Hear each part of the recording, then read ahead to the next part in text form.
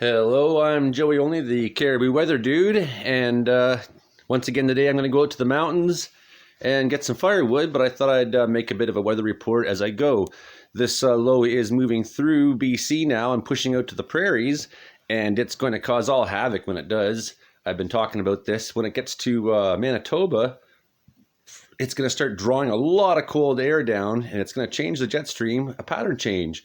We'll have some look at that today. We'll look at how much snow fell since yesterday here. Doesn't seem too much to me, maybe 4 or 5 inches. And we'll talk about life in the mountains as we go. So imagine that's the coast of BC, and what we've had for a while is these lows pounding at the coast in one way or another, up and down.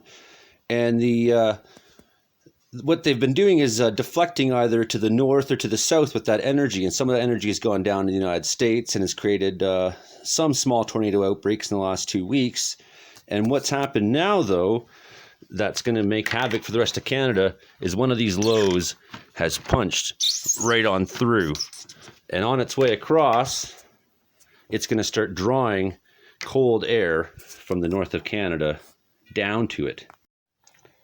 So then when it punches through to Manitoba, it's going to start drawing cold air from the north to intensify itself, and it's going to cause havoc across the prairies, move into Ontario eventually, and it's going to draw warm air up from the state side in the counterclockwise low motion that we see in the north hemisphere.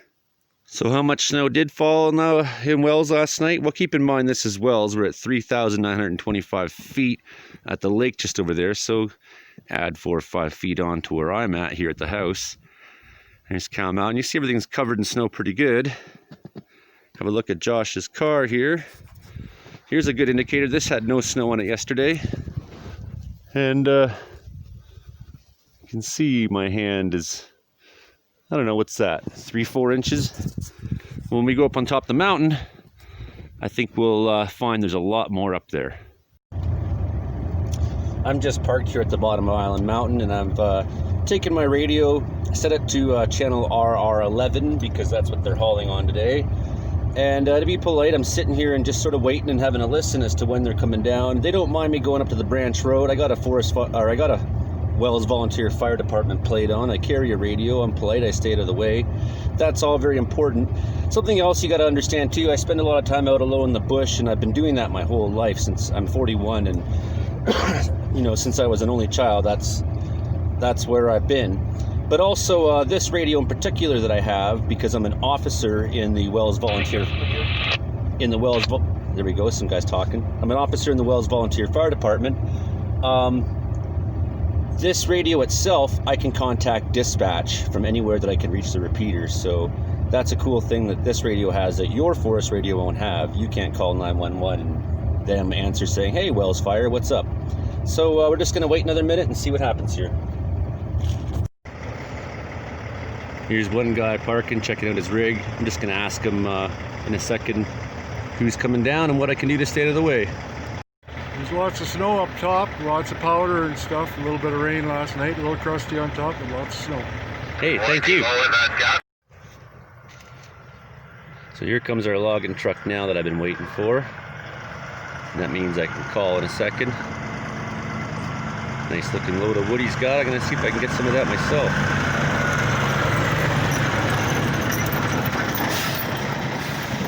Pick up 0 kilometer up the red road. So here I am now up on top Island Mountain, and I'm looking across the way. I can see some of the mountains. Just behind these mountains in the distance here, where the big Cariboo Mountains start proper. You take 1,000-foot drop there and come down to the Cariboo Valley where it's rainforest, and then you start seeing the giant peaks of the Cariboos. Down here below us is a branch logging road I like to work on. And just around the corner from there would be Jacket Clubs Lake. So what's kind of nice is you can already see some blue sky, the high pressure, there's some nice stratiform. And, you know, we can see we're going to get a bit of a break here for the next few days. But also the upper atmosphere, you know, as I look throughout the day, I notice that there's definitely signs that more will be coming on Friday. See, oh, so now you can see that There's a little bit more snow here than there was down at the bottom. If you look at where my tires, if you're hauling logs. You can see that there's about maybe 6 inches or so up here. You bet you Dino, have a safe trip back to town. And there's our loggers talking on the radio. Roads are wet now, eh? Yes. Yeah, you bet. Pretty pleasant guys. Okay, rack up at 2, loaded down at 2. I can't see myself at all from the glare in this thing, but I've decided not to fall any trees today.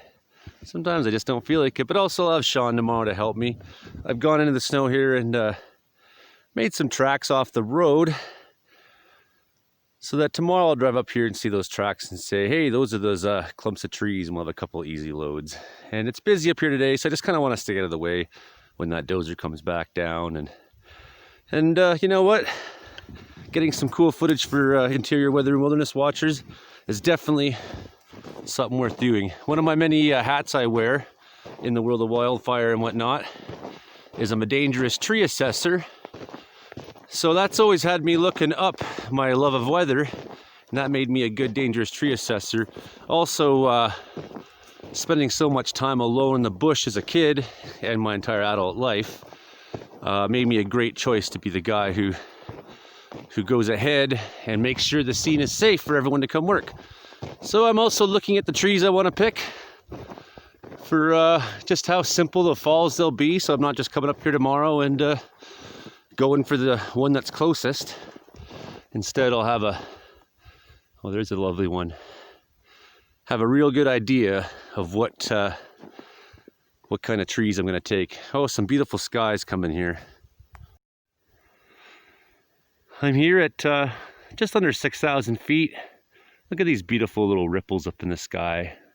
Sort of the lower stratosphere there. They tell me that there's still going to be a shove of wind from the south.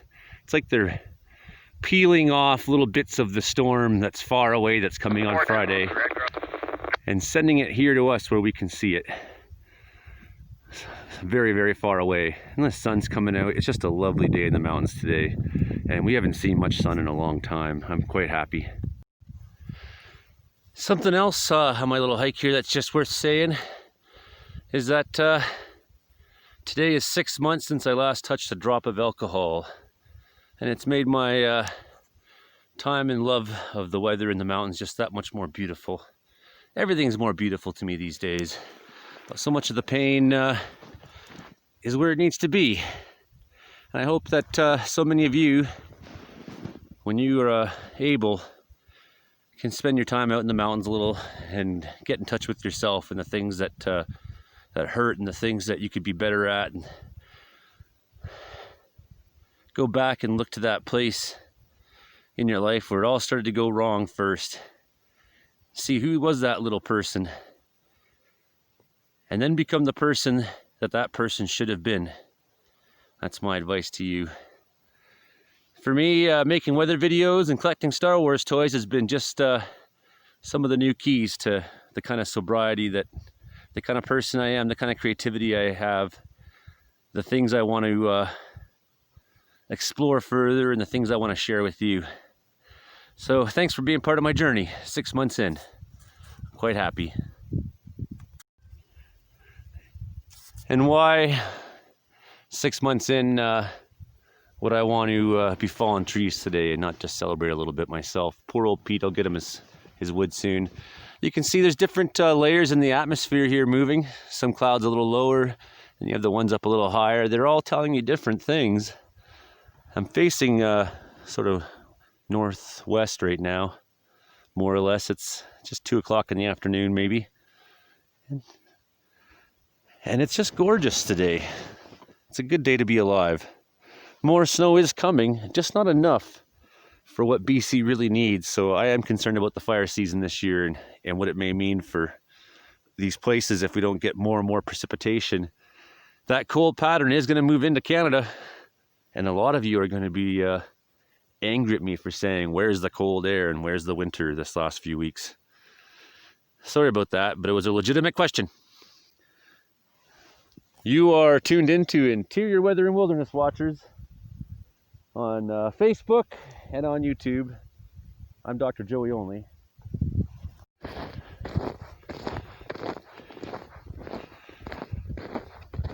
By this time next week, we'll see the first little bits of that cold air pushing into British Columbia.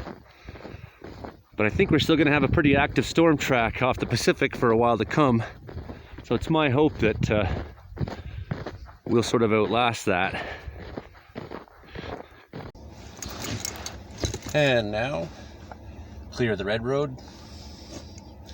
One thing I'm going to say as I turn my radio back to my fire radio channel is that I also have, and you can get these kind of things yourself, I have 228 Fireline Communications ticket, or sorry, that's S212 Fireline Communication. 228 is my backfire ticket that I have. I also have Radio Canada certification, and I was 9 years as a radio host, but that's a little bit different, of course.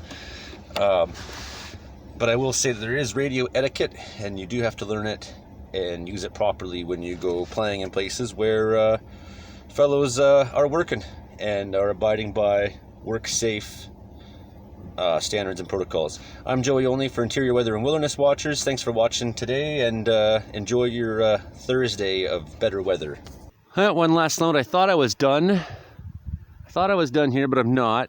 I'm not sure how well you can see this, and these aren't very good examples, but we have a little bit of lenticular formations forming up over Slide Mountain and Mount Murray right now. I saw it really good driving into town. So just a note, that means there's a stable layer of air. And if you guys are looking in the sky today, look for lenticular clouds. Send us your photos if you have. Post them on Interior Weather and Wilderness Watchers. Let's see what you're seeing in your backyard. How much snow did you get? Let's see. We want to hear all about it. See you next time.